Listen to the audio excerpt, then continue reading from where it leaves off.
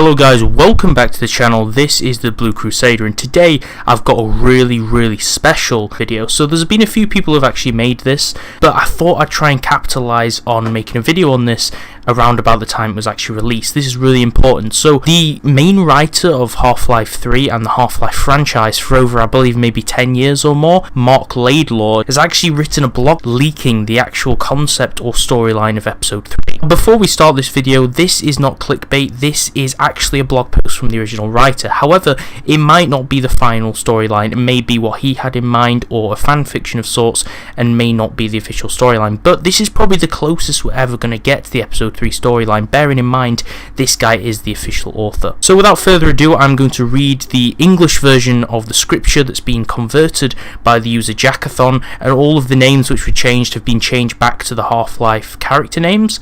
I'm also going to write a disclaimer as well by saying that if this isn't suitable for a video and the information is classified, I will remove this if Valve asks me to. However, I don't think this is actually something that will happen because a lot of people have made videos on this already, and Marc Laidlaw's posted it on his blog. So without further ado, let's get into reading the Half-Life 3 leaked storyline. Dearest player, I hope this letter finds you well. I can hear your complaint already. Gordon Freeman, we've not heard from you in ages. Well, if you care to hear excuses, I have plenty. The greatest of them being, I've been in other dimensions and whatnot, unable to reach you by the usual means.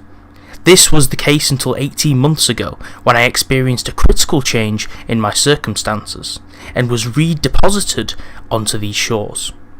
In the time since, I have been able to think occasionally about how best to describe the intervening years, my years of silence. I do first apologise for the wait, and that done, hasten to finally explain, albeit briefly, quickly, and in very little detail, events following those described in my previous letter, referred to herewith as episode 2. To begin with, as you may recall from the closing paragraphs of my previous missive, the death of Eli Vance shook us all. The Research and Rebellion team was traumatised, unable to be sure how much of our plan might be compromised, and whether it made any sense to go on at all as we had intended. And yet, once Eli had been buried, we found the strength and courage to regroup. It was the strong belief of his brave daughter, the feisty Alex Vance, that we should continue on as her father had wished. We had the Arctic coordinates transmitted by Eli's longtime assistant, Dr. Judith Mossman, which we believed to mark the location of the lost research vessel Borealis. Eli had felt strongly that the Borealis should be destroyed, rather than allowing it to be fallen into the hands of the Combine. Others on our team disagreed, believing that the Borealis might hold the secret to the Revolution's success. Either way, the arguments were moot until we found the vessel. Therefore, immediately after the service for Dr. Vance, Alex and I boarded a helicopter and set off for the Arctic. A much larger support team, mainly militia, was to follow by separate transport. It is still unclear to me exactly what brought down our little aircraft. The following hours spent traversing the frigid waste in a blizzard are also a jumbled blur, ill-remembered and poorly defined. The next thing I clearly recall is our final approach to the coordinates Dr. Mossman had provided, and where we expected to find the Borealis. What we found instead was a complex fortified installation, showing all the hallmarks of sinister Combine technology. It surrounded a large open field of ice. Of the Hypnos itself, there was no sign, or not at first, but as we stealthily infiltrated the Combine installation, we noticed a recurrent, strangely coherent auroral effect as of a vast hologram fading in and out of view. The bizarre phenomenon initially seemed an effect caused by an immense Combine lensing system. Alex and I soon realised that what we were actually seeing was the research vessel, Borealis itself, phasing in and out of existence and the focus of the Combine devices. The aliens had erected their compound to study and seize the ship whenever it materialised. What Dr. Mossman had provided were not coordinates for where the sub was located, but instead for where it was predicted to arrive. The vessel was oscillating in and out of our reality. Its pulses were gradually steadying, but there was no guarantee it would settle into place for long or at all. We determined that we must put ourselves into position to board it at the instant it became completely physical.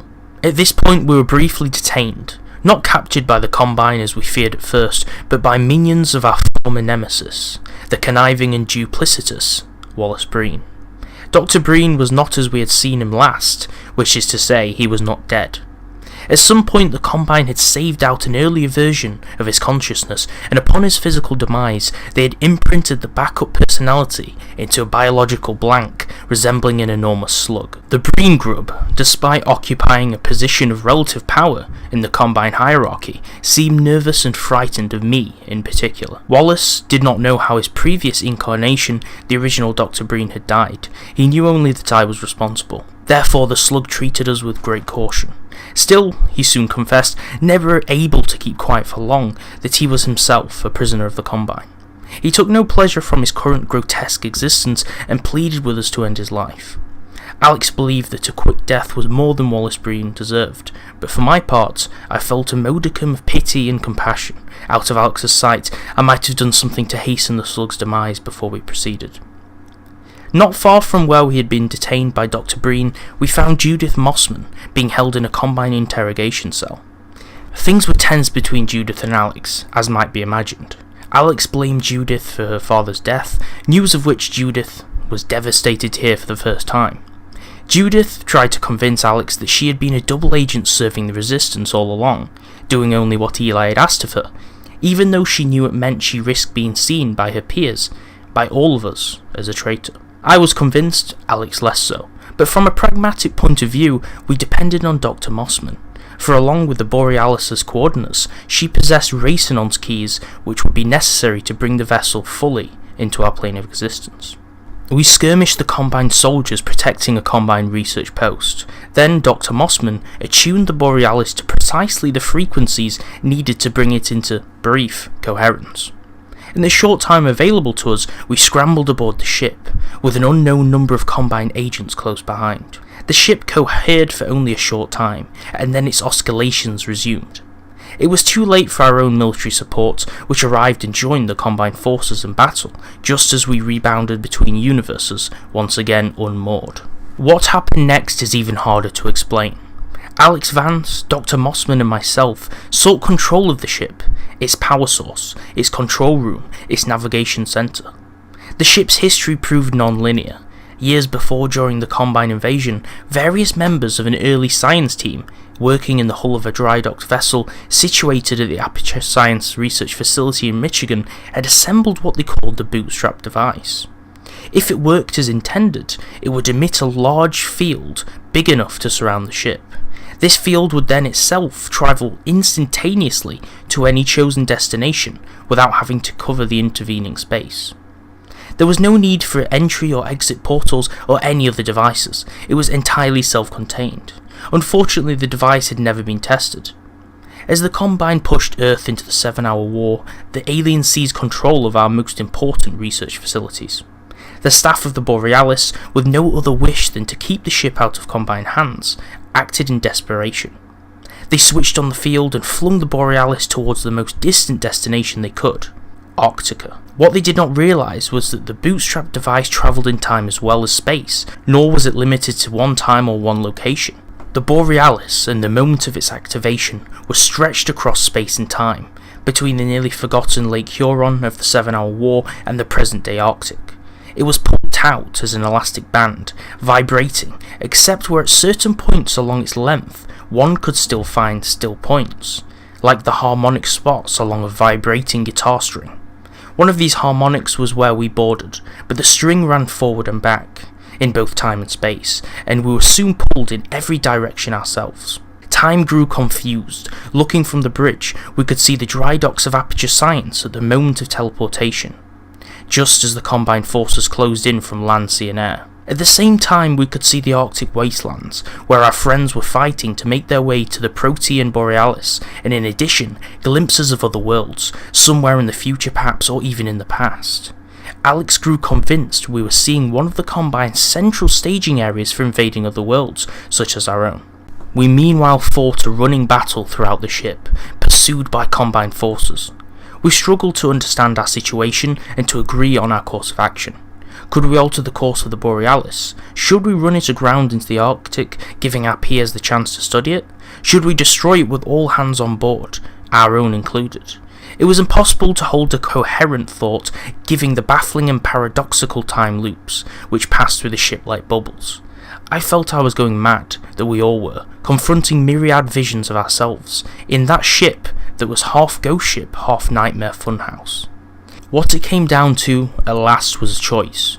Judith Mossman argued, reasonably, that we should save the Borealis and deliver it to the Resistance, that our intelligent peers might study and harness its power. But Alex reminded me she had sworn she should honour her father's demand that we destroy the ship. She hatched a plan to set the Borealis to self-destruct while riding it into the heart of the Combine's invasion nexus. Judith and Alex argued. Judith overpowered Alex and brought the Borealis area, preparing to shut off the bootstrap device and settle the ship on the ice. Then I heard a shot and Judith fell. Alex had decided for all of us, or her weapon had. With Dr. Mossman dead, we were committed to the suicide plunge. Grimly, Alex and I armed the Borealis, creating a time-travelling missile and steering it for the heart of the Combine's command centre. At this point, as you will no doubt be unsurprised to hear, a certain sinister figure appeared, in the form of that sneering trickster G-Man. For once he had appeared not to me, but to Alex Vance. Alex had not seen the cryptical schoolmaster since childhood, but she recognised him instantly. "Come along now with me, we've places to be and things to do," said G-Man, and Alex acquiesced. She followed the strange grey man out of the Borealis, out of our reality. For me, there was no convenient door held open, only a snicker and a sideways glance. I was left alone, riding the weaponized research vessel into the heart of a Combine world. An immense light blazed. I caught a cosmic view of a brilliantly glistening Dyson sphere. The vastness of the Combine's power, the futility of our struggle, blossomed briefly in my awareness. I saw everything. Mainly I saw how the Borealis, our most powerful weapon, would register as less than a fizzling match head as it blew itself apart, and what remained of me would be even less than that. Just then, as you have surely already foreseen, the Vortigaunts parted their own checkered curtains of reality, reached in as they have on prior occasions, plucked me out and set me aside. I barely got to see the firework begin. And here we are. I spoke of my return to the shore. It has been a circuitous path to lands I once knew, and surprising to see how much the terrain has changed. Enough time has passed that few remember me, or what I was saying when last I spoke, or what precisely we hoped to accomplish. At this point, the Resistance will have failed or succeeded, no thanks to me. Old friends have been silenced or fallen to the wayside. I no longer know or recognise most members of the research team, though I believe the spirit of rebellion still persists. I expect you know better than I that the appropriate course of action is, and I leave you to it. Expect no further correspondence from me regarding these matters. This is my final episode. Yours in infinite finality, Gordon Freeman, PhD. And that is the whole blog post and write-up by Marc Laidlaw, official or originally official writer of the Half-Life franchise over at Valve. So, in the comment section below, I'm really interested to see what you guys think of this. So, this could actually be the official original manuscript or idea for it, because we know that in the beta of the game we had the Borealis and all these different things, but then again it could be an unofficial fan theory, or how Marc Laidlaw would have actually written it if the game would have come out. However, this is probably the closest we're going to get for an idea for the Half-Life 3 Episode 3 ending, because we haven't really seen any progress since. I mean, it's been about 10 years since the last episode, and we haven't really got any closer to a release or any leaks of stories specifically until now. So this is probably the best that we'll get so far, and since it's from an original and the main writer, I'm quite safe to say that we can probably rest to say that the series has been closed off. It was really good reading this. I might do a more in-depth explanation video of this if you guys want to. If you want Half-Life videos, gaming videos, tutorials weekly, I post about 3 to 5 videos every single week, so subscribe if you enjoyed this just so you don't miss out. Also like the video if you enjoyed it as well, leave any comments below, and I'll see you next time.